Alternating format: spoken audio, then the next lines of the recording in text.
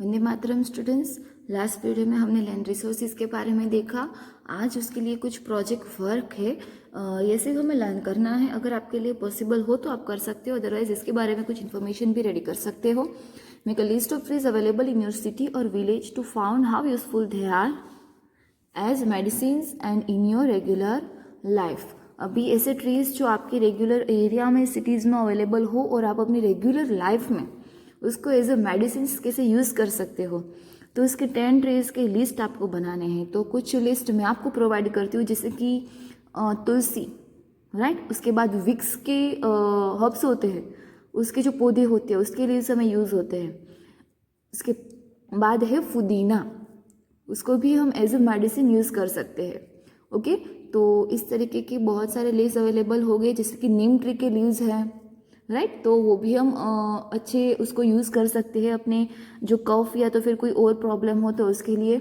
जिसको skin problems होती है वो क्या करते हैं पता है, जो नीम लीव्स होते हैं उसको गर्म पानी में उसको एक पूरा दिन उसको पानी में भिगा के रखती है, फिर उसको उसके बाद उसको पानी के साथ गर्म करते हैं और वो जो पानी होता है वो पूरा ग्रीन कलर का हो जाता है और उसका टेस्ट भी कुछ कड़वा सा आता है। फिर उससे वो बाथ लेते हैं, यानी कि उससे वो नहाते हैं, तो उससे उसकी स्किन प्रॉब्लम भी दूर हो जाती है। तो इस तरीके से बहुत सारी हमारी रूटीन लाइफ में ऐसे ट्रीज़ है, उसके लीव्स है, उसको हम अलग अलग तरीके से हमारे अलग अलग यूज़ के लिए उसको यूज़ करते हैं। नेक्स्ट पोर्शन हम लर्न करेंगे वाइल्ड लाइफ रिसोर्सेज, यानी कि वन्य जीवन संसाधन। अभी जितने फॉरेस्ट हमारे पास अवेलेबल हैं तो वहाँ पे एनिमल्स तो होंगे ही, तो अगर फॉरेस्ट हमारा इतना वैरायटी वाला है तो जस्ट थिंक कि हमारी वाइल्ड लाइफ भी कितनी वैरायटी से भरी हुई होगी, राइट। तो wild life of India is different and wide, यानी कि वाइल्ड लाइफ इंडिया की जो वाइल्ड लाइफ वो सबसे अलग और विविधता से भरी हुई है। Different species of birds and animals from all over the world there are there in India. पूरे वर्ल्ड के जो अलग अलग प्रजातियों के बर्ड्स एंड एनिमल्स हैं वो हमारे इंडिया में अवेलेबल है। The variety of wild life found in India increases the natural beauty end of the country. अभी हमारे इंडिया को हमारी इतनी वाइल्ड लाइफ की जो वेराइटीज़ है ना, वो हमारे इंडिया की सौंदर्यता में उसको इंक्रीज करती है, यानी कि बढ़ावा देती है। इंडिया वैसे लोगों के हिसाब से हम देखने जाएं तो कम्युनिटी, कास्ट, रिलीजन से भी वैरायटी से भरा हुआ है। फॉरेस्ट है यहाँ पे, सारे नेचुरल रिसोर्सेज भी अलग अलग टाइप्स के अलग अलग जगहों पे है। तो अभी ये जो वाइल्ड लाइफ है उसमें भी कोई कमी नहीं है, वो भी हमारी इंडिया की जो ब्यूटी है उसमें इंक्रीज करता है। Elephant are found in Karnataka, Kerala and Assam. अभी एलिफेंट की बात हो रही है तो उसमें एलिफेंट कहाँ पे देखने मिलते हैं, कर्नाटका, केरला एंड आसाम में। It is the largest mammal of India, India का सबसे लार्जेस्ट मैमल है। They are use to carry wood and other goods from the place one place to another place. एक जगह से दूसरी जगह पे वुड्स ले जाने के लिए, कुछ चीज़ें ले जाने के लिए उसका यूज़ होता है। उसके बाद है the one horn rhinoceros found in India is a unique animal. अभी वन हॉर्न यानी कि जिसका एक सींग होता है, ऐसे राइनोसिस जिसको हम बोलते हैं गेंडा, एक शिंगी गेंडा जिसको हम रूटीन लाइफ में बोलते हैं, तो बहुत ही एक अलग, एक आधुनिक और एक विशिष्ट प्राणी है। They are found in the marshy area of Assam and West Bengal. Marshy area यानी कि दलदल वाला, जहाँ पे कीचड़ ज़्यादा होती है ना, वहाँ पे ऐसे एनिमल्स ज़्यादा होते हैं। वन हॉर्न वाले राइनोसिस वहाँ पे ज़्यादा होते हैं। नेक्स्ट क्वेश्चन हम लर्न करेंगे। Wild is found in Rann of Kutch and the camels in the desert area. अभी घुड़खर, वाइल्ड एस यानी कि घुड़खर, जिसको हम वाइल्ड डोंकी भी बोल सकते हैं। हमारे यहाँ पे जो गधे होते हैं ना वो जंगली नहीं होते हैं, लेकिन यहाँ पे जो जंगली गधे होते हैं, राइट, कुछ ऐसे होते हैं। अभी हमारे यहाँ पे आजू बाजू में जो डोंकीज होते हैं ना, वो डोमेस्टिक एनिमल है, क्योंकि हम उसको अपने कामों में यूज़ करते हैं, वो हमें कभी हार्म नहीं पहुँचाते, राइट। लेकिन कच्छ के रण में जो एस है, ASS, उसको वाइल्ड एस यानी कि वाइल्ड डोंकी बोलते हैं। वो वाइल्ड होते हैं, उसको हम अपने कामों में यूज़ नहीं कर सकते, और करना है तो हमें उसके लिए उसको पहले ट्रीट करना होगा, क्योंकि वो हमारे लिए हार्मफुल है। Both lion and tigers are found in India. Asiatic lions are found in the Gir forest of Gujarat. Lion और टाइगर जो सारे इंडिया में फाउंड होते हैं, और एशियाटिक लायन जो होते हैं वो गिर फॉरेस्ट में मिलते हैं, जो कि आया है गुजरात में। The tiger of West Bengal, royal Bengal tigers are one of the 8 species of the world. Tiger are found in Madhya Pradesh, West Bengal, Uttarakhand and in some areas of the Himalayas. अभी tiger जो royal Bengal tiger है वो पूरे world में कितनी species है tiger की? 8 species है। तो वो हमारे यहाँ पे मध्य प्रदेश, पश्चिम बंगाल, उत्तराखंड और कभी कभी हिमालय के एरियाज में भी कुछ एरियाज है वहाँ पे देखने को मिलते हैं। फिर है टिबेटियन बियर्स। टिबेटियन बियर्स यानी कि टिबेटियन रींच are found in Himalaya region and Dediapada forest of Gujarat. Gujarat के डेडियापाड़ा फॉरेस्ट है, वो जो हमने गुजरात के बारे में हम लर्न कर रहे थे, तो हमने ये चैप्टर लर्न किया था लास्ट ईयर को, डेडियापाड़ा, राइट, जो कि एक सेंचुरी से एक अभ्यारण्य है। तो उसके फॉरेस्ट में और हिमालय रीजन में टिबेटियन बियर्स फाउंड होते हैं। नेक्स्ट पोर्शन है द लेपर्ड, हाइनास, ब्लूबर्ड यानी कि नीलगाय, wolf, blackbuck, deer etcetera are found in India. यानी कि लेपर्ड है, उसके बाद हाइनास यानी कि उसको जरक बोलते हैं, उसके बाद है नीलगाय, उसके बाद है वॉल्फ, फिर है ब्लैकबक यानी कि वो एक डियर की एक टाइप है। फिर है डियर, वो भी एक डियर की हिरन की एक टाइप है। ऐसे सारे एनिमल्स हमारे इंडिया में देखने को मिलते हैं। The langur, gibbon, hoolock and baboon. Baboon यानी कि मांकड़ा।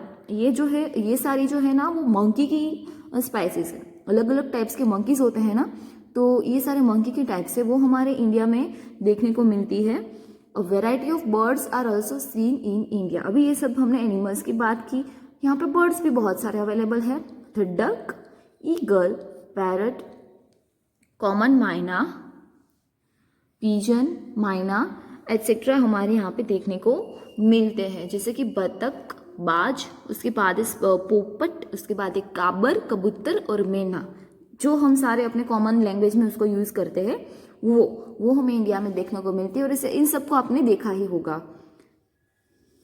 Among the most famous bird, the peacock, the national bird, is the most beautiful bird of all. Its attractiveness is due to its beautiful feathers. अभी हमारा national bird है peacock. Peacock क्यों हमारा national bird है? क्योंकि वो सारे bird से एकदम अलग और बहुत ही ब्यूटीफुल है, और उसकी सुंदरता किससे निखर के आती है? उसके फेदर्स से। क्रेन्स 1.5 मीटर्स टॉल, यानी कि जो सारस जिसको हम बोलते हैं, and the great Indian bustard. Great Indian bustard यानी कि जो घोराड, ये दोनों जो बर्ड है ना वो बहुत ही सबसे हैवीएस्ट बर्ड है, और वो हमारे इंडिया में अवेलेबल है। Which is the heaviest bird of India are the other attractive birds of India. Peacock तो हमारे यहाँ पे अट्रैक्टिव है ही, लेकिन ये सारस और घोराड जो है उसकी बॉडी बहुत हैवी होती है। ऐसे भी बर्ड्स हमारे यहाँ पे अवेलेबल है। द रडी शैल्डक यानी कि सुरखाब, lay their eggs in sand of Rann of Kutch. वो अपने अंडे कहाँ रखते हैं? जो सुरखाब होते हैं ना, वो अपने अंडे कच्छ के रण की जो रेत है ना उसमें रखते हैं। The Keoladeo bird sanctuaries of Rajasthan is the world's biggest sanctuary where almost 2.5 lakh birds are found. Rajasthan का केवलादेव बर्ड का अभ्यारण्य है, वो वर्ल्ड का फर्स्ट नंबर का और बहुत ही फेमस अभ्यारण्य है और सबसे बड़ा है। वहाँ पे 2.5 लाख से भी ज़्यादा बर्ड्स की प्रजातियां हैं। The null Sarovar of Gujarat is famous for birds which migrate from all over the world. अभी माइग्रेटरी बर्ड्स जो होते हैं, जो कुछ सीजन में हमारे गुजरात में आते हैं, तो ऐसे बर्ड्स हैं, उसके लिए गुजरात का नल सरोवर भी फेमस है। ये कि हमने बर्ड्स की बात, अभी हम करेंगे फिश की बात। Fish of various kinds like mackerel, lobster, Bombay duck, pomfret, herring, salmon, shark, dolphin, etc. are found in the eastern and western sea coast of India. अभी मैकरल, लॉबस्टर यानी कि जिसको हम झींगा बोलते हैं, और जो लोग नॉनवेज खाते हैं ना, जैसे हमारे यहाँ पे ड्राई फ्रूट्स में काजू बहुत ही ताकतवर माने जाते हैं, काजू और बादाम। तो ये जो लॉबस्टर होते हैं ना, लॉबस्टर्स, उसको काजू के समान माना जाता है, क्योंकि उनकी बॉडी के लिए जो लोग भी नॉनवेज खाते हैं उसके लिए उनकी बॉडी के लिए बहुत ही अच्छा होता है, इसलिए। बॉम्बे डक यानी कि बुमला, इस फिश का नाम, कॉमन नेम है बुमला। तो इतनी बहुत सारी फिश है जो कि हमारे इंडिया में अवेलेबल है। कहाँ पे अवेलेबल है? Eastern and western sea coast पे। अभी हमने जितने सारे बर्ड्स के बारे में देखा या एनिमल्स के बारे में देखा वो सब यहाँ पे अवेलेबल है। जैसे कि यहाँ पे है Dachigam, Corbett, Keoladeo, the Thar desert, Kutch of Rann, फिर है साशनगीर, कान्हा, उसके बाद है भूतारी, उसके बाद है काजीरंगा, ये भूटान है, भूटान के बाजू में है काजीरंगा। उसके बाद यहाँ पे है बादीपुर और Periyar.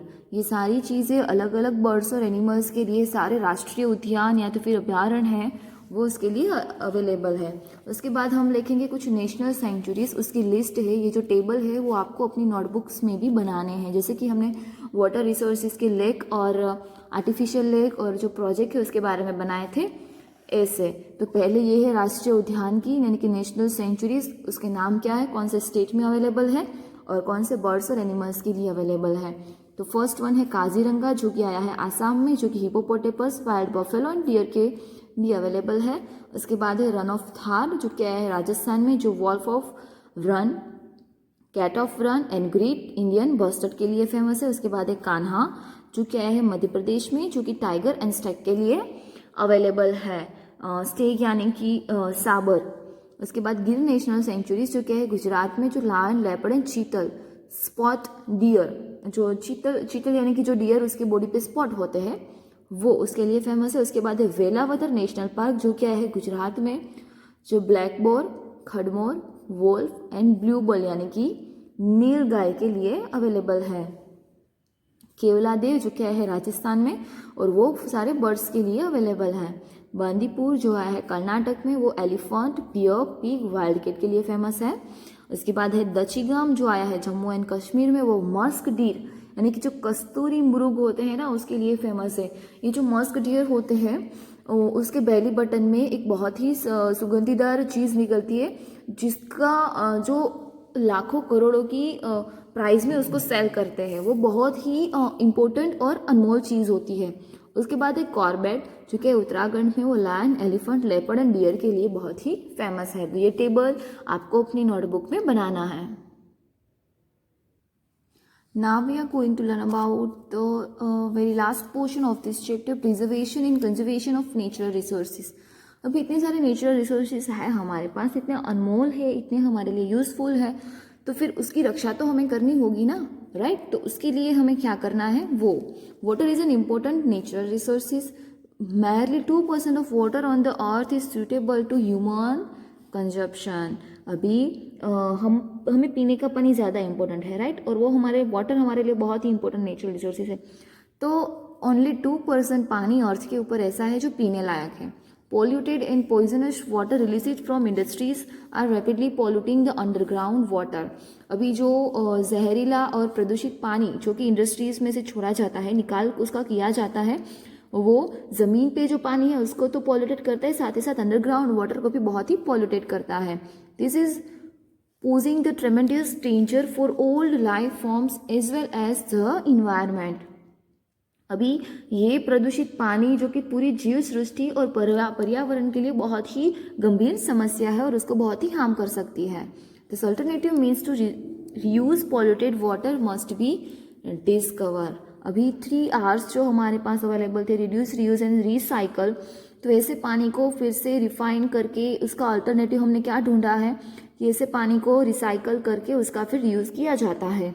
School and college curriculum must include forest development related content to include awareness among students. अभी स्कूल और जो कॉलेजेस है वहाँ पे जैसे हम सारे सब्जेक्ट पढ़ते हैं तो उसमें वन विकास को भी हमें प्राधान्य देना चाहिए, हमारे कॉन्सेप्ट में उसको भी ऐड करना चाहिए ताकि हमें भी इतनी समझ आए कि हमें हमारी जो कुदरती संपत्ति है उसको बचाना है। Similarly, measures must be taken to protect forests from forest fires and minimize loss of life and property. साथ ही साथ हमें फॉरेस्ट फायर को भी प्रोटेक्ट करना चाहिए। फॉरेस्ट फायर यानी कि जो जंगल में आग लगती है, जैसे कि सूखी डालियाँ एक दूसरे के साथ टकराती है तो ऐसे ही आग लग जाती है, अदरवाइज कोई और रीज़न की वजह से, फिर वो तो फॉरेस्ट है, वहाँ पे कौन उस आग को बुझाने जाएगा। बहुत समय तक ऐसी आग लगी है वो तो हमें पता भी नहीं चलता है, राइट। तो उसके ऊपर हमें कंट्रोल करना चाहिए क्योंकि जंगल को आग लगने की वजह से हमारा जंगल तो वहाँ से रिड्यूस होता ही है, साथ ही साथ वहाँ पे जो एनिमल लाइफ है, बर्ड्स की लाइफ है, ये सारी चीज़ें भी वहाँ से नाबूद होने लगती है। नेक्स्ट पॉइंट लर्न करेंगे, minerals are natural gift to man. Minerals जो है खनिज, जिसकी वजह से हमारी लाइफ इतनी इजी और टेक्निकल बनी है, इतनी मॉडर्न बनी है, वो हमारे लिए एक गिफ्ट है, एक वरदान है। It is available in limited quantities and so much be utilize judiciously. वो हमारे पास लिमिटेड क्वांटिटी में अवेलेबल है, तो इसका न्यायपूर्वक हमें यूज़ करना चाहिए। Alternative means to conserve and preserve minerals must be found. Motivation should be provided to reuse minerals repeatedly. अभी खनिज जो है उसका 1 से 2 बार हम ज़्यादा से ज़्यादा यूज़ कर सके, ऐसी प्रोसेस हमें फाउंड करनी चाहिए। और साथ ही साथ जो हम खनिजों को कैसे प्रोटेक्ट कर सकते हैं, मिनरल्स को कैसे प्रोटेक्ट कर सकते हैं, उसके लिए हमें कुछ अल्टरनेटिव्स फाइंड आउट करने चाहिए। नेक्स्ट पोर्शन देखते हैं, continuous deforestation has encourage many spices of wild animals. अभी जंगलों के विनाश के कारण जो वन्य प्राणी है उसका जीवन संकट में आ गया है। In fact certain species are extinct in some forest area. कुछ ऐसी प्रजातियां हैं जो कि नामशेष हो गई है, जो अभी देखने को ही नहीं मिलती है। क्यों? क्योंकि उसका सूटेबल एटमॉस्फेयर अगर उससे छीना जाएगा तो वो कैसे रहेंगे। अभी हमें एंटार्क्टिका के एरिया में रखा जाए तो क्या हम वहाँ पे जिंदा रह सकते हैं? नहीं। जैसे हमारे लिए एक सूटेबल एनवायरनमेंट चाहिए, एक एटमॉस्फेयर चाहिए, क्लाइमेट चाहिए, वेदर चाहिए, वैसे ही बर्ड्स और एनिमल्स की लाइफ होती है, उसके लिए एक सूटेबल एटमॉस्फेयर चाहिए होता है। अगर वो उसको नहीं मिलेगा तो वो ज़्यादा देर तक सर्वाइव नहीं कर सकता है। Birds and animals are continuous deforestation has engaged many species of wild animals. In fact, certain species are extinct in some forest area. Birds and animals are poached for their skin, feathers, bones, horns, teeth, and even meat. अभी जो पशु पक्षी है उसके मांस है, उसके feathers है, उसकी हड्डियाँ है, उसके सींग है, उसके टीथ है, उसको पाने के लिए उसको बहुत ही उसका शिकार किया जाता है, इसीलिए उसको बहुत ही ट्रबल होता है और इस तरीके से भी उनकी प्रजातियां नाबूद होती है। Illegal and merciless killing of wild animals must be controlled. उसको इलीगल तरीके से उसको मार डालना या तो फिर पक्षियों के साथ भी उसका व्यापार करने के लिए उसको मार डालना, तो ऐसे जो लोग होते हैं उसको कंट्रोल करना चाहिए। Citizen must be aware of importance of wild animals. Correct information about the environment, forest, flora and fauna should be provided to people. Sanctuaries and national parks should be developed. अभी ऐसे जो लोग होते हैं जो वन्य प्राणी और पक्षियों के साथ उसको मार डाल के उसकी बॉडी पार्ट्स का व्यापार करते हैं, तो उसके ऊपर बहुत ही स्ट्रिक्ट रूल्स रखने चाहिए, उसके आगे कड़ी से कड़ी कार्यवाही करनी चाहिए। और हमारे देश के जो सारे सिटीजन्स हैं उसको एनवायरनमेंट, वन्य भूमि, वन्य जीव, उसकी महत्व समझा के उसको बढ़ाने की हमें इंस्पिरेशन देनी चाहिए, उसको अवेयर करना चाहिए। उसके बाद अभ्यारण्य और राष्ट्रीय उद्यान का ज़्यादा से ज़्यादा विकास करना चाहिए, क्योंकि ये दोनों ऐसी जगह है जहाँ पे हमारे बर्ड्स एनिमल्स बहुत ही सेफ रख सकते हैं। लास्ट पॉइंट है, people should be made aware of wild life through out nature education camp. प्रकृति शिक्षण शिविर, उसके द्वारा वाइल्ड लाइफ के बारे में हमारे सिटीजन है उसको हमें ज़्यादा से ज़्यादा अवेयर देना चाहिए और ज़्यादा से ज़्यादा उसको जागरूक करना चाहिए। तो यहाँ पे हमारा चैप्टर फिनिश होता है। ये जो टेबल है और एक्स्ट्रा जो कुछ भी आपको होमवर्क मिलता है वो आपको कंप्लीट करना है। नेक्स्ट पोर्शन से हम एक्सरसाइज कंप्लीट करेंगे। ओके, वंदे मातरम।